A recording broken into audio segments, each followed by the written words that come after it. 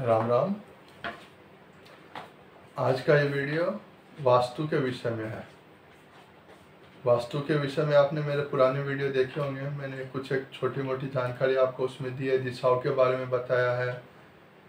लेकिन वास्तु सिर्फ 4, 8 या 16 दिशाओं का ज्ञान वास्तु नहीं है। वास्तु बहुत बड़ा विषय है, बहुत बड़ा विषय है। इसमें जमीन की प्रकृति भी समझना होता है, ये भी वास्तु का ही हिस्सा है। इसमें 45 देवता होते हैं, ये भी वास्तु का बहुत इम्पोर्टेंट हिस्सा है। तो इस सीरीज में वास्तु के देवताओं के बारे में चर्चा करेंगे। आज ये इस सीरीज का ये पहला वीडियो है, तो मैं थोड़ा सा आपको इंट्रोडक्शन दे दूं। जैसे कोई ज़मीन है, उसकी प्लॉटिंग हुई है, या कोई मकान बन रहा है, या कोई ज़मीन की बाउंड्री हुई है, तो वहाँ पे ऑटोमेटिक 45 वास्तु एनर्जी का निर्माण हो जाता है, प्राकृतिक रूप से वो हो जाता है। वही जो एनर्जी फील्ड का जो निर्माण होता है, 45 अलग अलग जो एनर्जी फील्ड का निर्माण होता है, वही 45 देवता है वास्तु में।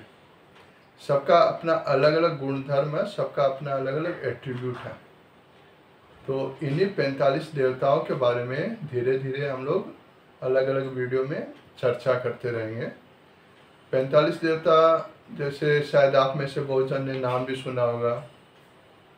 आर्यमा, विवस्वान, रोग, रुद्र, सोम, भल्लाट, यम, दिति, अदिति, बुधर, ये सब उन्हीं देवताओं के नाम हैं।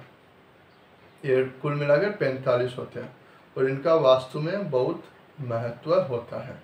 इनको इग्नोर करके वास्तु नहीं करते हैं, लेकिन ज़्यादातर वास्तु जो कंसल्टेशन लेते हैं वो इन पर ध्यान नहीं देते, क्योंकि ये बहुत बड़ा विषय हो जाता है और ये एडवांस विषय है। वास्तु में एडवांस में ये विषय आता है।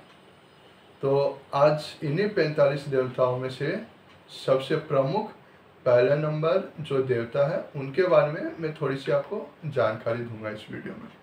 तो इस वीडियो को आगे बढ़ाते हैं। जो सबसे प्रमुख जो देवता है इन 45 देवताओं में से, वो है ब्रह्मा। और इनका निवास स्थान होता है एकदम सेंटर में।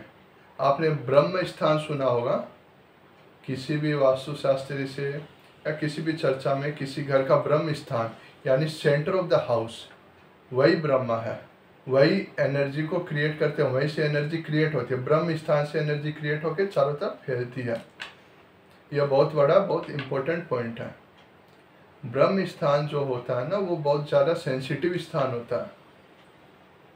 जैसे मनुष्य के शरीर में मनुष्य का सेंटर आप नाभि समझ लीजिए, नाभि। अब नाभि जो होता है ना, वो बहुत सेंसिटिव होता है। उसी तरह अपने घर का जो ब्रह्म स्थान होता है, प्लॉट का जो भी ब्रह्म स्थान होता है, वो बहुत सेंसिटिव ब्रह्म स्थान होता है। सेंसिटिव होने के कारण यहाँ पर कभी भी वजन यानी भार नहीं देना चाहिए। कभी भी भार यहाँ पे नहीं देना चाहिए। यहाँ पे टॉयलेट, किचन, पिलर, ये सब चीज़ एकदम वर्जित है, एकदम भी नहीं होने चाहिए। ये स्थान हल्का रखिए, खुला रखिए। यहाँ पे गड्ढा ना हो, कुआं वगैरह जो होते हैं, बोरवेल वगैरह, वो सब एकदम भी नहीं हो।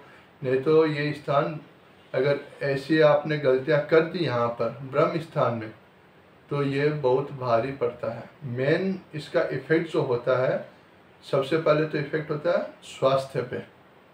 स्वास्थ्य जो हेल्थ है उस पर सबसे ज़्यादा इफेक्ट होता है। उसके बाद इफेक्ट होता है संतान पे।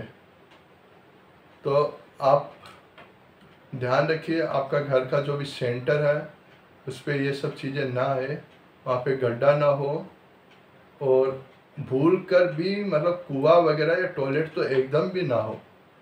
कोशिश ये रखिए वहाँ पे कोई भी निर्माण कार्य ना हो। यह बहुत इम्पोर्टेंट जगह होती है।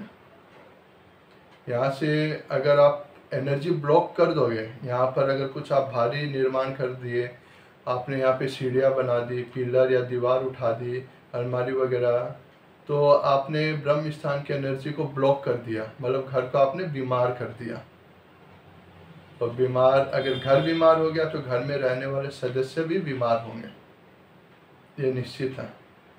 यहाँ पे आप अलमारी भी मत रखिए। यहाँ पे आप भारी जो डाइनिंग टेबल आजकल चल रहे हैं वो भी आप ब्रह्म स्थान में मत रखिए, बचिए इससे। ब्रह्म स्थान को आप खुला हल्का ही रखिए।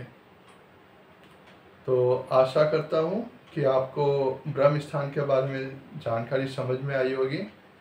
इस सीरीज़ का अगला जो वीडियो लेके आऊँगा इसमें मैं इन्हीं 45 देवताओं में से किसी दूसरे देवता के बारे में थोड़ी सी चर्चा करूँगा आपसे।